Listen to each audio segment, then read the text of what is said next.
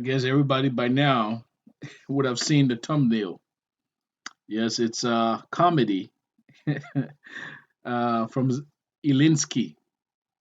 Ilinsky said that the only option now that Ukraine gives Crimea is by seizing it militarily. So there are no more diplomatic option for Ukraine but to seize Crimea militarily. So as Aristovich said, I can use his words, because he was blasting NATO and said that their weapons and deliveries is cheap comedy. So I would say that Ilinsky's pronouncement is cheap comedy. Remember, he's a comedian, so that's his real job, and he's good at it. And that was funny, taking Crimea, Ukraine taking Crimea militarily. That is funny. But anyways, welcome again to the Upriver Crawfish. I'm your host Sankara, and today I'll be bringing you a special military update. I haven't done a lot of these because of things in the real world, and then also because of the fact that changes on the ground as far as territory is small. So wanted to have a bigger consolidation of information to bring to you guys. Um, I will add other things there, some geopolitical implications as well. We'll talk about some geopolitical implications. For one thing, we will look at the U.S. strategy here. Sure, we know that the strategy, I would say their operational plan is to weaken Russia. But what is all part of this strategy? And we'll talk about it. Their real goal, right? The U.S. real actual goal. We'll talk about it. That's part of the title of this video. But we'll also go and take a look at some of the tapes, see some videos of the hostilities in Ukraine. But right now, as before, I begin with a overall view of Ukraine. So this is Ukraine all year. These are the areas in which the Russians were before. These areas are where the hostilities are. This is Crimea, and these are the areas in Ukraine that the Russians have taken over. This is where the Donbass was before. The parts of the Donbass that the separatists held before the operation started. So now let's do a little deeper dive. So let's go into a little bit and start with the Donbass area. We know that in the last couple of weeks, um, several places were liberated by the Russians and the LDPR forces. So there's Sviatogorsk was taken. Sviatogorsk, the Ukrainians did a smart thing. Actually, they pulled out of Sviatogorsk, and that was a good decision. And it seemed like Zelensky, Zelensky either he was getting smarter or they were listening to him. Zelensky is the commander in chief of the Ukrainian military. Either he was being listened to or he was getting smarter. He had his men pulled out so that they would not be encircled. But then that since then he has that he has they haven't changed tack. They're just sitting down in static defense, kind of like the marginal line, and just sitting down in static defense and letting the men get slaughtered. Also, Philip Chaptino was captured as well. But let me go deeper into the Donbass area. Alrighty. So right now, And by the way, it's this map is a little is a lot more in favor of Ukraine. They don't update things till uh, uh, uh, uh, um, they. I mean, they take their time to update things when the Russians gain. But if there's any changes in favor of the Ukrainians, that come out pretty fast. So right now, the areas that the Russians are trying to secure is Severodonetsk. All right. Just I think yesterday or day before yesterday, the part of the Metokino part of Severodonetsk was taken over. Remember, one of the things that the Russians do is that, especially in urban combat, when you is urban combat is brutal and you have to be a little bit more careful with it. So as the Russians taking the time not to cause civilian casualties, also not to just open their men up for a lot of unnecessary casualties. So they would take an area, take a block, they will clear it, be sure of that, and then move forward. So they're moving forward deliberately and deliberately slowly. So they took over Metokino just I think yesterday or 2 days ago. Now most of the Ukrainian forces are in the this area, which is the Azot plant. So you may hear about Azovstal in Mariupol. This Azot plant is a chemical plant. It's a large chemical plant. Thing what if I'm not mistaken, I heard 20 square kilometers. So they are in that plant, and they have not blown the bridges that link them that will give them access to Lysychansk for them to be able to retreat. And I'll probably go over a video that show you the stupidity that happened when one of them didn't remember that the bridge has been blown up. Anyways, in this area, these guys are fighting.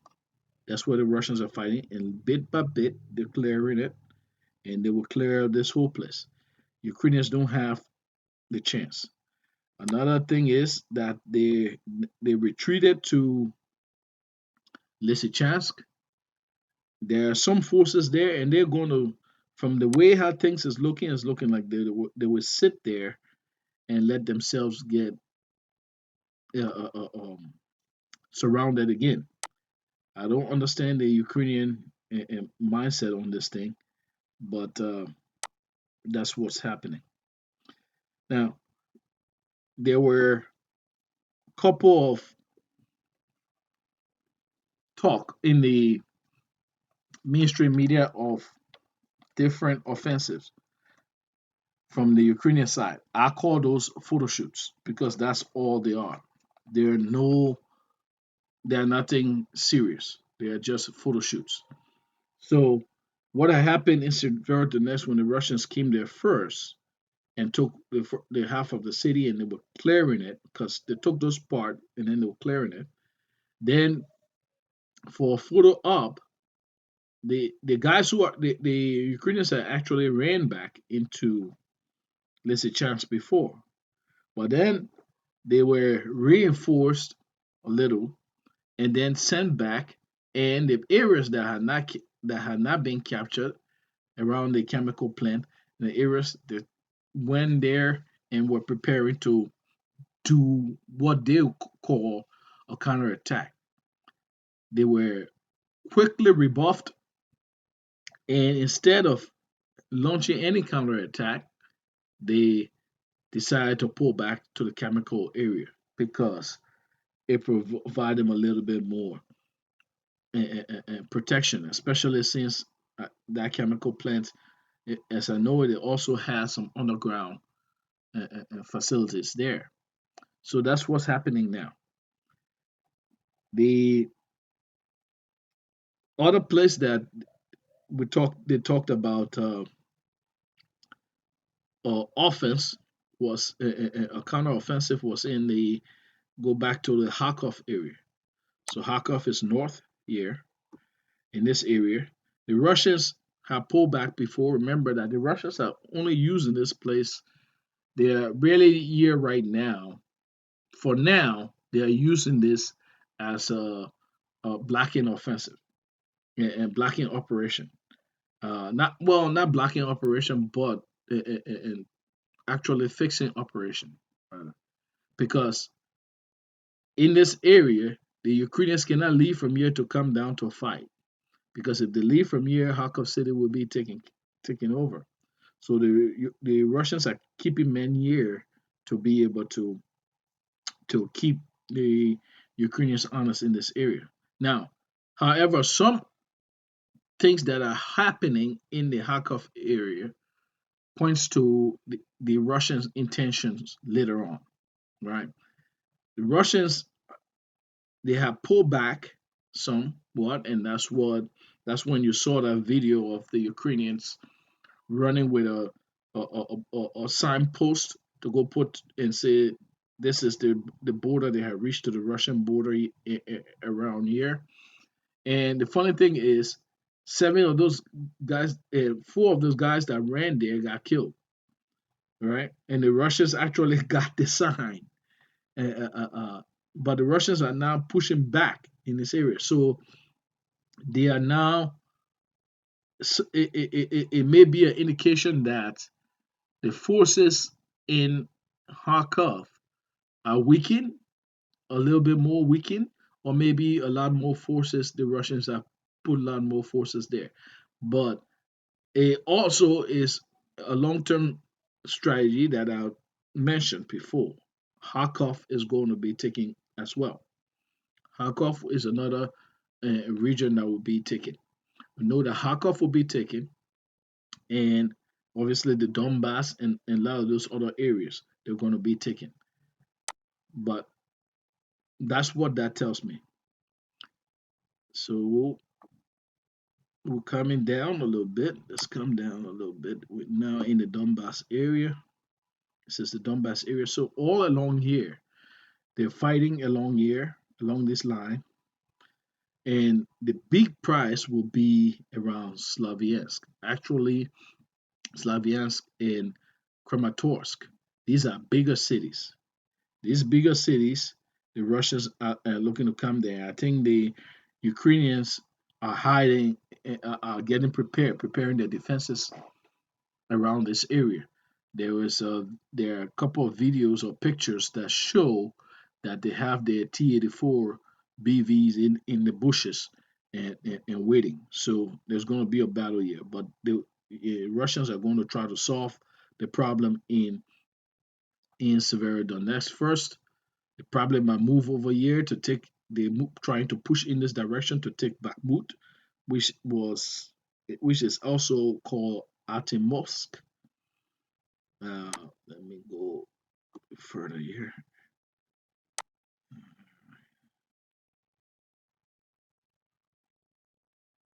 So this is Slavyansk, Kramatorsk. These are big areas, big places, and this is Bakhmut.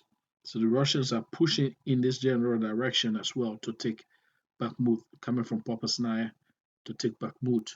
They are also pushing in these areas, in this area, to create more, smaller encirclements, and then they will try to create a bigger encirclement here. Because within this cauldron here, there's Lysychansk, and then there's Severodonetsk.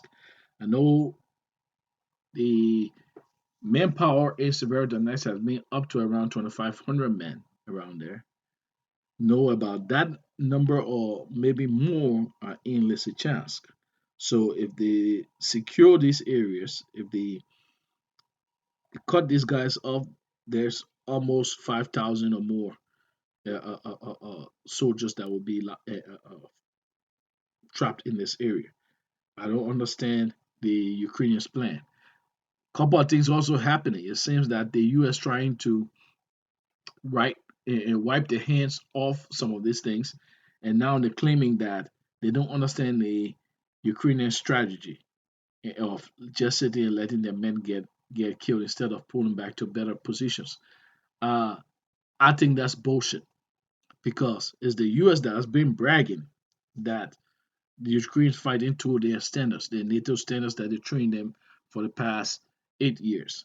So you treat why? And the U.S. has pretty much a reign over there that the ruling the overruling Ukrainian military and the general staff. So if they didn't like it, they would have done something about it and encourage the Ukrainians a little bit more. They have a say over there. So it makes no sense. It's like they're trying to wipe their hands off of this defeat, this ass whooping that's coming right now. So this was Sviatogorsk that was taken before, what, about a week or two ago. Also down in the Kherson area, there are a couple of battles that have happened in the Kherson area. Yes, and the Russians pulled the first. Let me tell you what some of the things that the Russians do that is tricky and it's tough to. That's why fighting them can be pretty tough sometimes. So the Russians have a way sometimes of fighting that when they're in an area and they're fighting for that area, and then you attack them. Sometimes they allow their guys to pull back. But before their guys pull back, they will arrange that place for artillery bombardment. In the areas that battalion or platoon might pull from, you coming there thinking that you're about to seize that area, you will get massacred. This area here is around, yes, I think this is the area around Davidov Broad. There was an area called Davidov Broad, somewhere around here. I think, let me make sure. Let me hold up. Uh,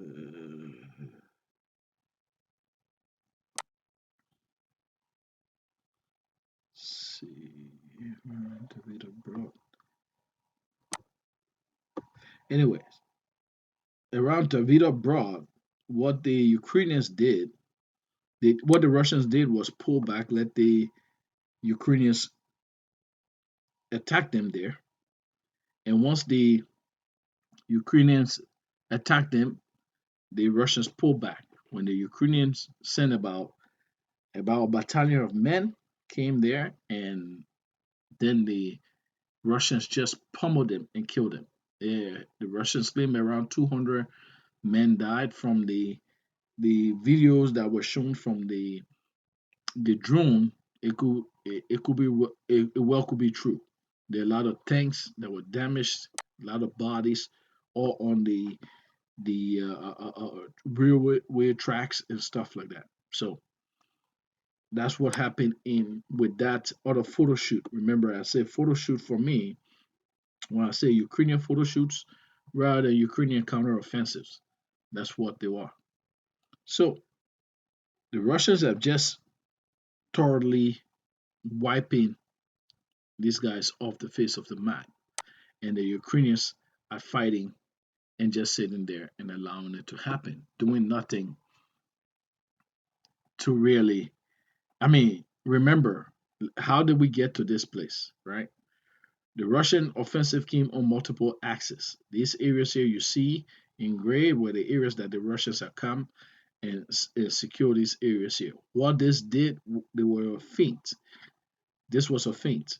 They never intended to take Kiev. It makes no sense that the Russians suspected that in Mariupol there were 15,000 men, and so they brought 50,000 men against the garrison in Mariupol. That's because they needed a 3-to-1 advantage in manpower to take that. But here, the manpower in this area were around 30 to 50,000 men for a city that's 3 million, a city of near 3 million, and with about 100 or so thousand men in this area. So all they were doing is they were making Ukrainian forces come into this area, stay in these areas, and then destroy a lot of their command control, their weaponry, field, and then have them in those areas that they have to stay here to defend these areas, almost like a fixing operation as well. And then the Russians pull back now because now the Russians can do and can defeat in detail. They're not worried anymore of counterattacks at the above the battalion level. So if you have a heavy battalion, it's about 800 men, but a normal battalion is around 450 men, and right around 450 men, 3 to 450 men, a normal battalion size is. So the Ukrainians cannot engage with, cannot do any operational type counteroffensives. They don't have any operational maneuvers to do, right? These are little tactical things that they would try start, and really they're not getting anywhere with them. So they it has no military value as to why they're trying some of these counter offensives without the right manpower and without the right weaponry and stuff like that. But they keep doing it and getting men killed. So that seems to be their stuff, and the Russians can defeat in detail now. So the Russians would take their time. They would take their time. They would secure the whole of Donbass. They would secure the whole of the Donbass area. So they almost finished with Lugansk. They will go and secure all of Donetsk. When they finish with Donetsk, they will secure. I don't know what. Obviously, I don't have the Russian battle plan, but my take is that they almost finished securing Zaporizhia, so they will secure Zaporizhia. They might go to Nikolaev before trying to secure um, Kharkov. I'm thinking they might take Nikolaev first before trying to secure Kharkov. Then they might take they will go and start pressing on on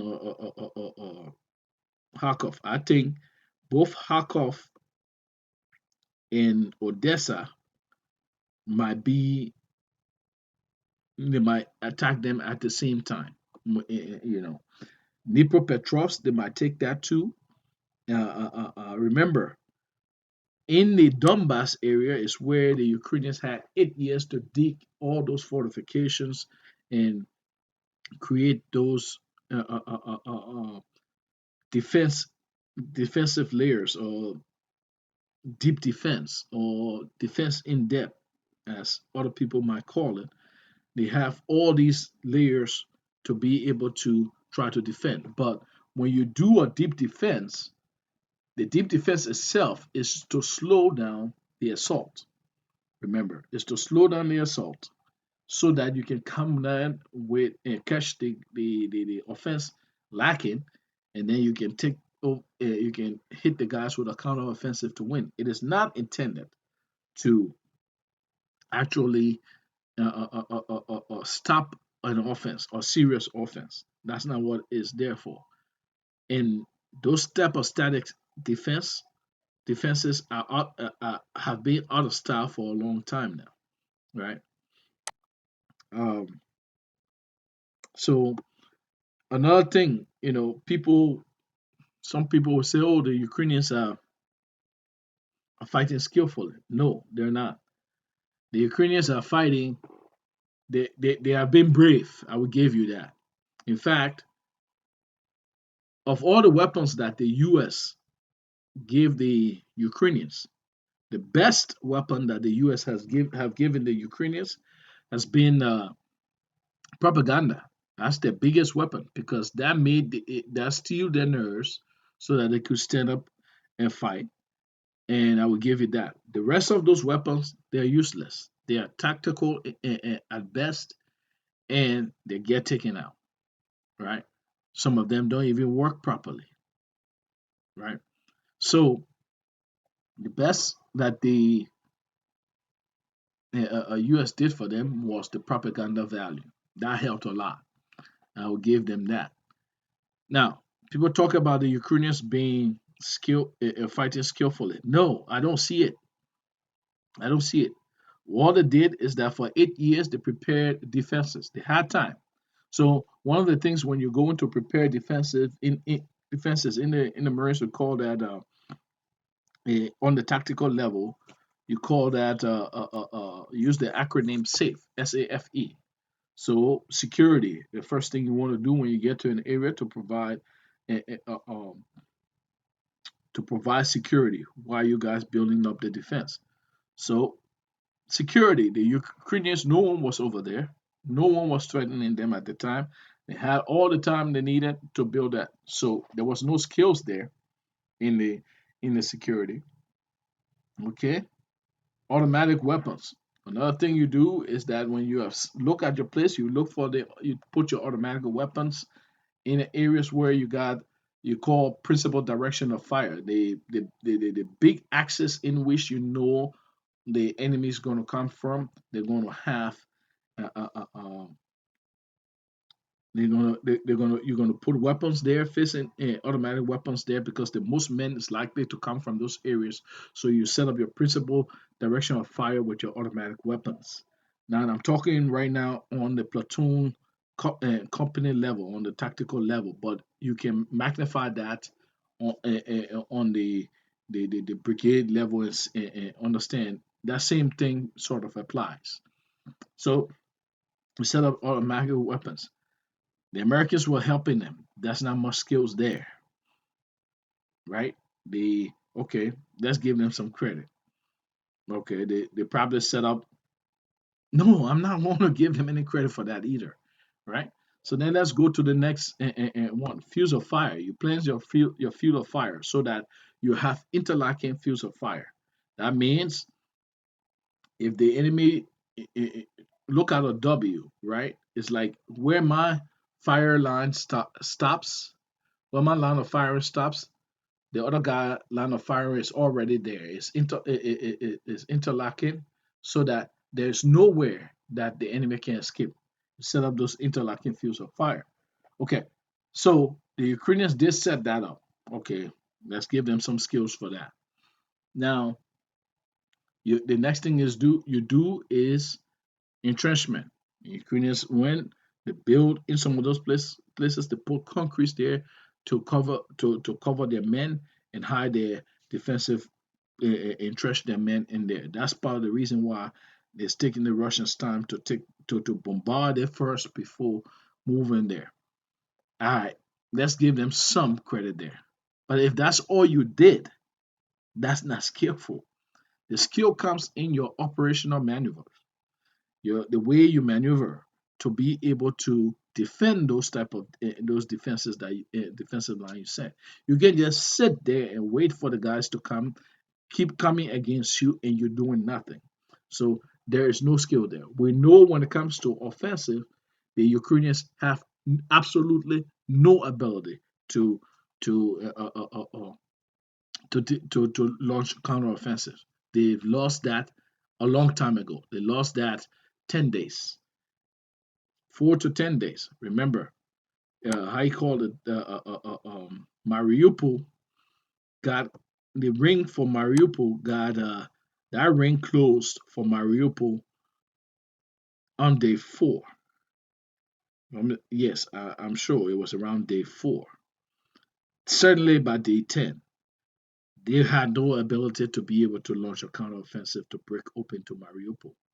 So, but in 10 days, their counteroffensive capability was rendered null and void.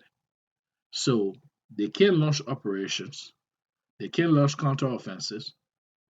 So that means they have no skills on the offensive.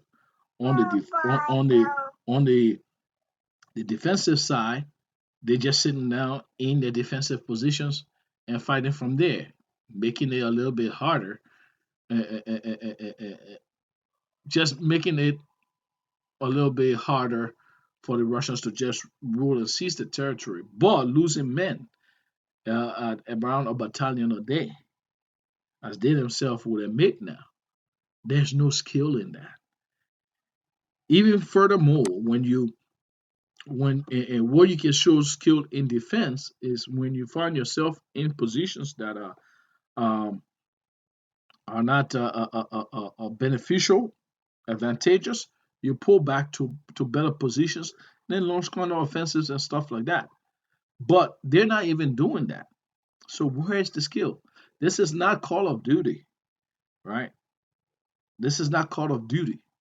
The first time you die here, you are dead. That's just the fact.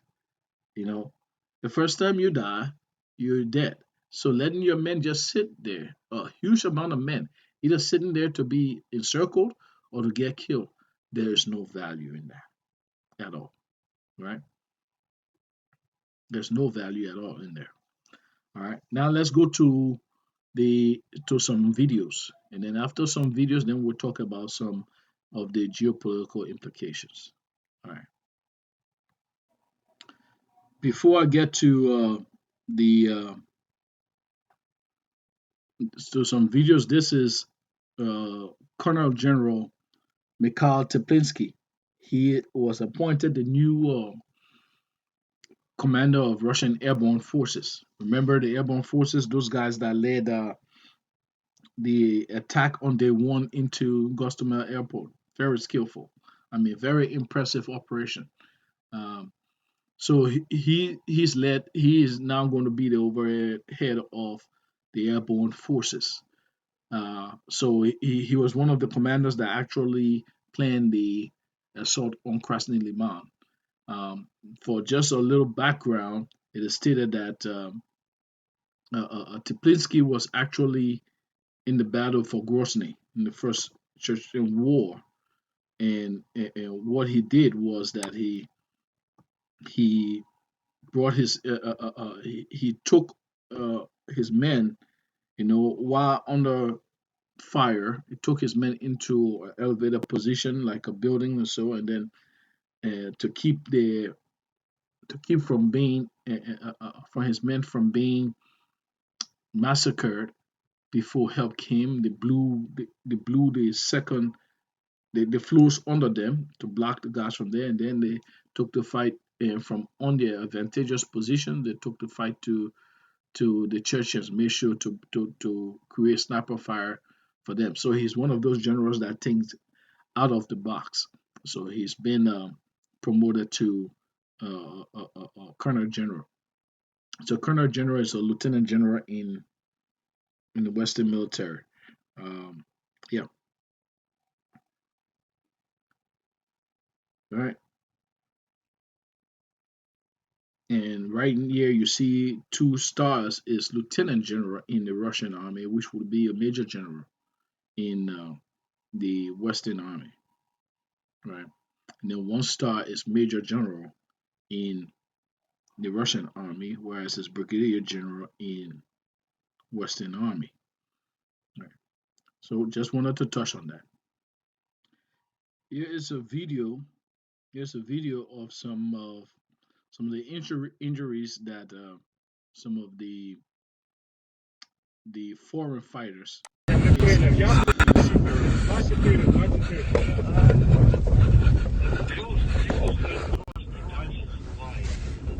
and that's a gruesome We're gonna injury. be there soon. Free Ashley. Yeah, that's a U.S. someone who's a U.S. person. Hold on. This is severe. It's like a compound fracture on both legs. I gotta cut up higher on the pants. See if there's any more bleeding. Free Ashley. So yesterday, I think it was in the, and I could be wrong here, some area, either Zaporizhia or Nikolaev. I think most in Zaporizhia, wherein Russian and Ukrainian generals have gone to a meeting. Generals and different officers have gone to a meeting, and while they were in there, the Russians launched caliber cruise missiles that killed over 50 of them. Right. So the Ukrainians are dying on the front, but the Russians can reach out and touch them beyond the actual battlefield as well. So all that nonsense people were talking about Russian generals being killed, there are a lot of Ukrainian generals that have died. So there's over 50 generals and officers in there. So where you having generals, a lot of times, a lot of colonels going to be there, maybe staff officers, the majors, lieutenant colonels, they're going to be there. So there are a lot of men that were killed in that attack.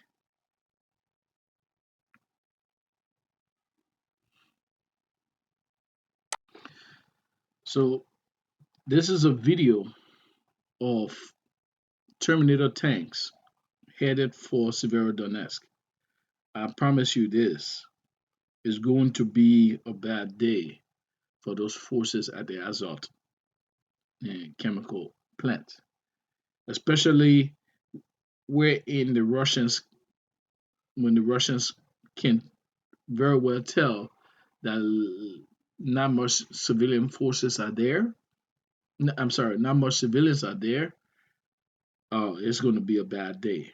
I mean, because the cue to urban warfare is coming.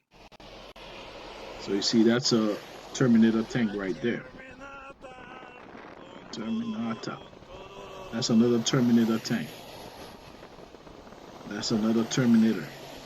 I mean, that's headed for Severodonetsk.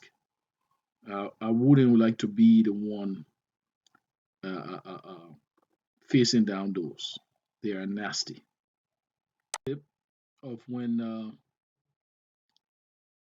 Krasny Liman was taken, and the Russian forces hoisted the victory flag.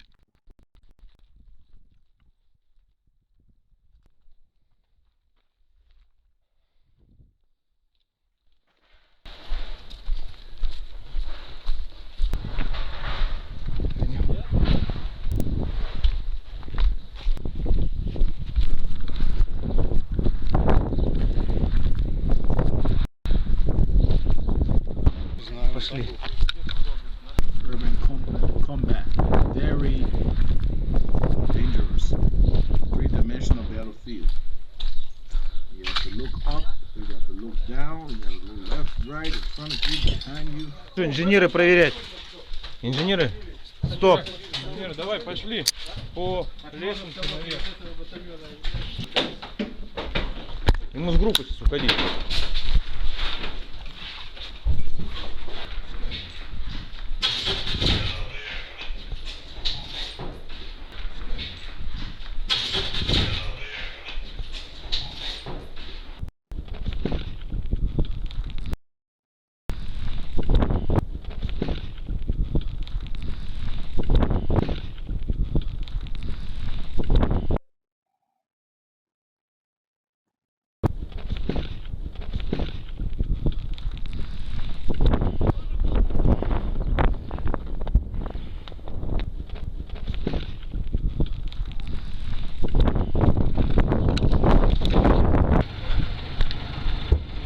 Сармат, Ярусак.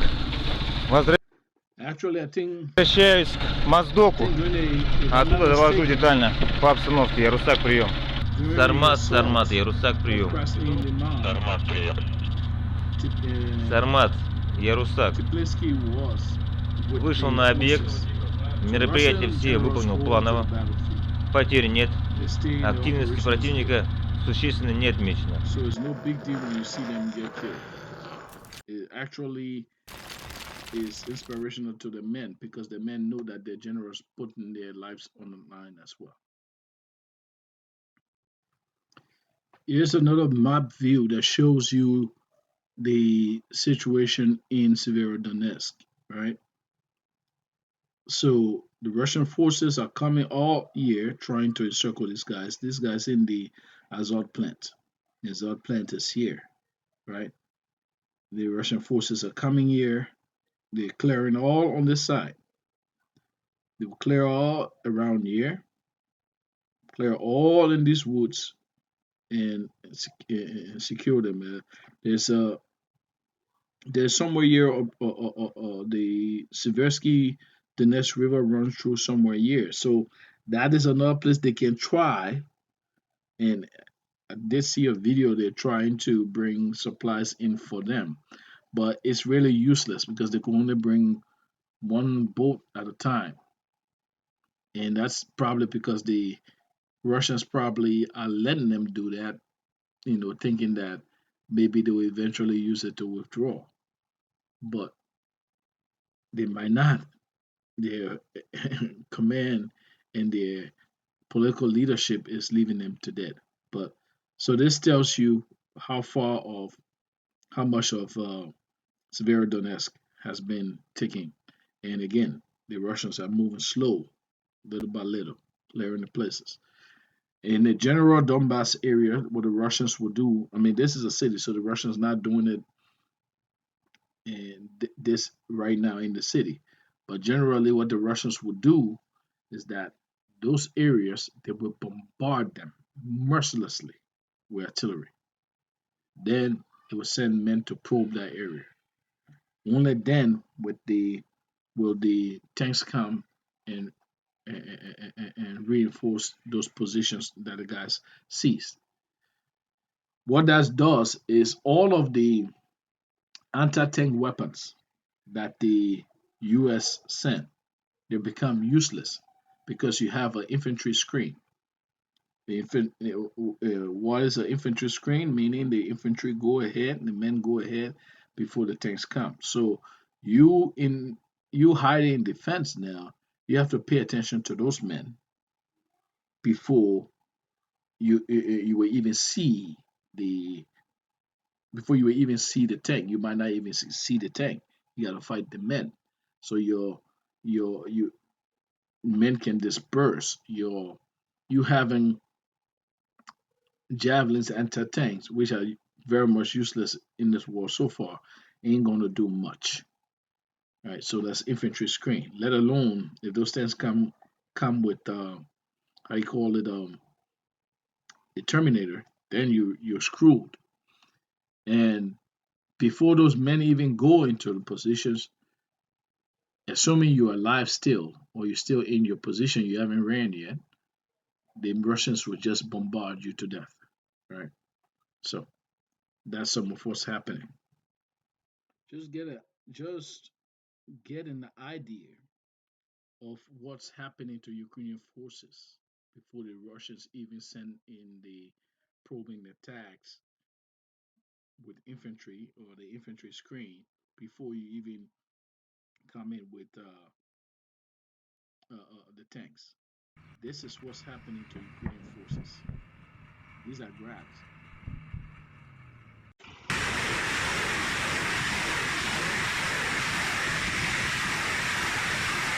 Now imagine.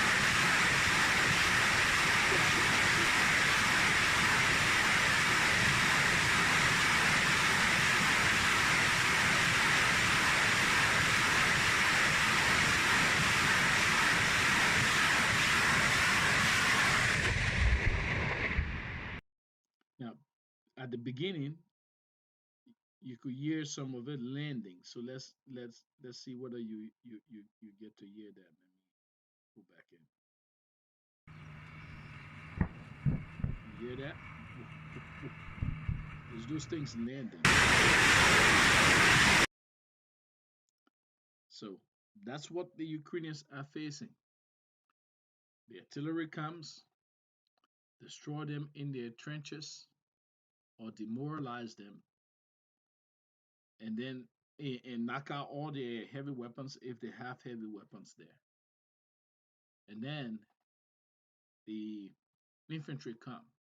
By the time the infantry comes, the guys who are tough enough to stay They have the javelins and stuff, and they want to fight with the infantry, and the infantry will smoke them behind because the Russians can fight. And then you got the tanks coming back. Now, part of the reason the tanks is in the back, yes, it, to use the infantry screen to protect the tanks as well. But also, the Russians are not going to this thinking that okay, have everything, so we'll just be sloppy. They're not going there and thinking they would just be sloppy. Part of the reason you have the deep defense or layer defense or defense in depth is because when you want to catch the offense slacking with your counteroffensive. So if the Ukrainians were to bring any counteroffensive, those tanks will meet them and head on. So that's another reason why the tanks are in the back. It's for a lot of reasons. The Russians think about this thing here and deeply. They are detailed, and these guys are gods of war. So now let's talk about some of the geopolitical and political implications, right? You see, everybody know that the U.S. wants to fight, wants to bring down Russia and China so as to maintain their hegemony. So, a one world, unipolar world in which the U.S. dictate terms to every country on the earth. But everybody's focusing on the fact that the U.S. want to take down Russia, and then if they can take down Russia, then they can move on and focus on China. But people now understand. But I think people have overlooked how the U.S. is trying to do this. You know, sure, the U.S. want to weaken Russia by all means. That's their goal, and that's part of the reason why the Russians are fighting this war the way that they are. The Russians are choosing to use just those amount of forces instead of doing a full mobilization. I know there are some Russians, patriotic Russians, who are angry and just want Russians to hurry or smash Ukraine already. But the Russian leadership is smart. First of all, the rest of Ukraine is useless. It's a backward country, right? So Russia taking over the whole of Ukraine is not in Russia's interest. They will have to, because they take it over. They have to spend money on it. All these people there, who's going to take care of them if Russia took it over? Russia's not going to do that. They're smarter than that. The east and the Donbass area, these areas are Ukraine's industrial areas. The south, these are the areas, the bread baskets. On the Everything on the east of the Dnieper River, the things on the east of the Dnieper River, especially east and south of the Dnieper River, are where Ukraine industrial heart is. So the Russians take these things, Ukraine become, they're already a poor country uh, uh, uh, because of corruption. They will really have nothing. So that's part of the reason is the Russians using that size of the military to take care of the problem. And as I mentioned before, the Russians are cycling through different military districts. People from the Eastern Military District, the Central District, the South, the Western Military District, they have all cycled through into this war and they're getting live training. They're going on the two-way range and actually going into combat. That's giving them more training too for any eventuality, like, say, if NATO wants to try something. Everybody made a big fuss about, oh, there's a Turkish there's a Turkish there's a I'm sorry there's a Polish battalion that was near the front line. A battalion again, 450 men. If it's a heavy battalion, 800 men. Okay, so and mind you, there's not regular Polish forces. There are people that recruited to go in there, and the Russians kill a lot of them too, and they're killing more of them.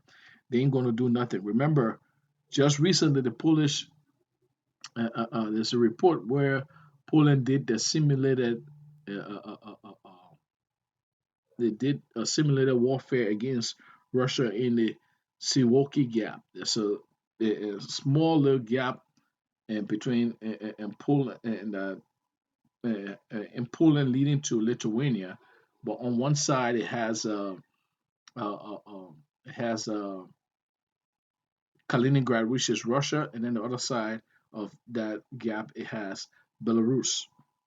So NATO has been worried about that gap a long time. Let me see if I can show this Siwoki gap. So there's Belarus. Screw a little bit. This is Belarus.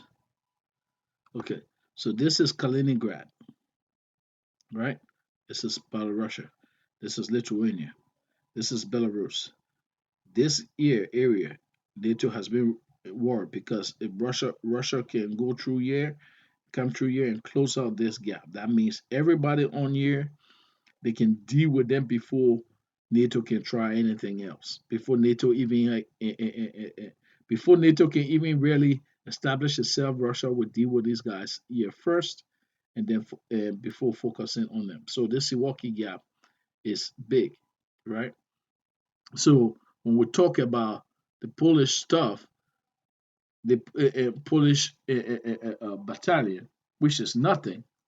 Imagine now the Polish guys did a war game about the Milwaukee Gap, and what happened is that in 72 days they were decimated in the simulations. They were decimated by the Russians, and I promise you, Russia will not be taking its time as they do in Ukraine. Uh, in Ukraine, the Russians have been very restrained. They have left their railway uh, tracks open because they don't want to destroy the country totally. They've left Kiev. They're not even destroying Kiev and stuff, right? But let's come back to the U.S. So everybody understand that the U.S. wants to weaken Russia and then go and fight China, right? But how they'll do it, people are not taking this into account. What if the U.S. goal year, the secondary goal, because I'm sure the U.S. knew that the plan, the U.S. may have evil plans, but they're not stupid, right? What if the U.S. look at it and say, you know what, we'll try to weaken Russia, but if we fail, another thing we have up our sleeve is the fact that we would have weakened Europe. Now, hear me out here, and again, I'm just putting my cap on and thinking. I don't have anything to point to per se, except for what's actually happening. Europe is feeling the pinch now. Their whole political structure has just turned over to the US. Their leadership, most of their party members are compromised. So they can't do anything that against the US without the US making sure they get out of office, right? They're compromised. So if they turn over the country, the economy, if Europe goes down, guess who's going to take up the slack? Is U.S. companies, right? Going to take up the slack. So that means the U.S. get more life, economic life breathing through them. Remember, back in World War, at the end of World War II, one of the reasons that the U.S. was able to build is because Europe, the whole of Europe, was dependent on the U.S. Right? It was dependent on U.S. industry, so the U.S. Really built up fast. The U.S. Enjoyed that largesse. Right? Now, if Europe was to go down economically and become dependent on the U.S., guess what happens? Europe has, if you remove Russia and you remove Belarus from there, the rest of Europe combined, that's about maybe around nearly 700,000, close to 700,000, 700 million people. US has about 300 and what 50 or 360 million people. Add that, that's nearly a billion people. Now, what what does that mean? China has 1.4 billion people. The Chinese the Chinese middle class is around 400 million people, right? Now, if you take all the middle class from Europe to be able to buy U.S. goods and spur the U.S. economy, it will be more than just what the U.S. economy is. I don't know the number for the U.S. middle class, but let's say if the U.S. middle class is around maybe let's give them half, 150 million people or so, a little more than 150 million people, right? When you go into Europe, you have a rich a middle class that's a little bit wealthy, got a lot more to spend, right? Those buying American products, putting a lot more money into American war chest for them to be able to prepare for this battle between Eurasia and America. So that would give put a lot more in the American war chest, prop the dollar up, and they'll be able to fight. Now, just that's my thought, my long term thinking. That's part of their strategy. Weaken Europe because everything's right now. It wouldn't make sense otherwise. Why they're weakening Europe as they are, if it was not for the purpose of making sure that when they weaken Europe, guess what? Europe is dependent on the US. US industries will get new life, will be breathing in new life. And that would give them the type of money to be able to help fight China. That's a thought on it, right? That's my thought on it. So when people think about this thing, they got to look at it from that perspective.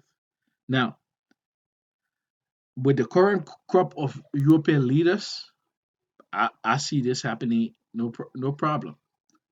Where things may fall apart is if the European population gets to the point where they remove those leaders and are able to bring in leaders that are not compromised,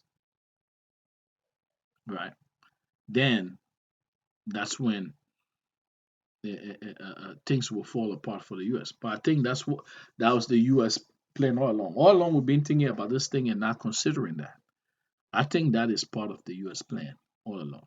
It's just my thought on it. Again, thank you for listening and getting this far, and I hope you, by all means, subscribe, click like, and comment. Uh, thank you guys who all the support. The very few or as many of you guys that will view this channel, help support the channel so we can get better. I can do more things and bring more content to you guys. Thank you.